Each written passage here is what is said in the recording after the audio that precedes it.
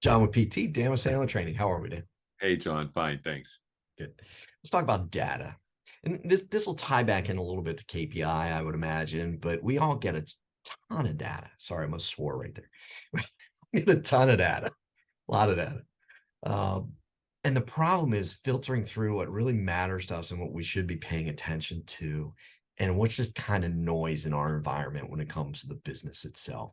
And I think it's getting really, really complicated, um, which leads me back a little bit to KPI in the sense of follow the data pieces, the number points that you know are crucial to your success. But then the question is, how do we deal with all this other information that's coming our way? Yeah, do you have some advice on filtering that somewhat and knowing what to pay attention to?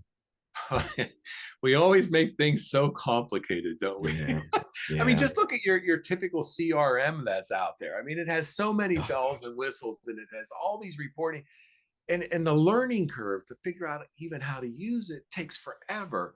And I just think yep. back to the 80s and the 90s when people were in sales. What did we do? We tracked things on a piece of paper. I mean, Index that's cards.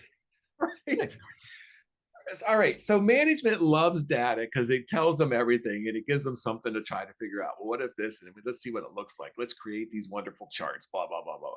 Salespeople love data and all this reporting stuff because it keeps them from having to prospect. So as long as they're constantly and truthfully, they can be hide behind the data. Well, look, blah, blah, blah. Yep.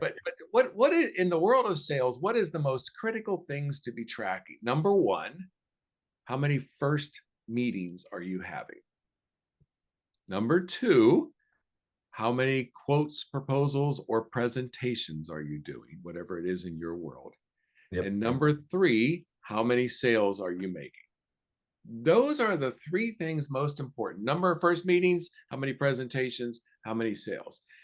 And so, from a manager's perspective, we should want to see all three of those, plus all the behaviors the salesperson's doing. From the salesperson's perspective, I should be tracking first meetings and I should know my numbers. I should be tracking presentations and I should be tracking sales. As long as I stay focused on those simple things, everything else seems to fall into place. Yeah, I think you said a lot when you said we really like to make things complicated. We do take the simple and make it complex without blinking. Yep. So yeah, if you're tracking those three things, and I think there's also the manager side of this. The good managers are good at helping their salespeople stay focused on those aspects and eliminating a bunch of that noise and getting some things out of their way for them at times so they can stay focused on what matters.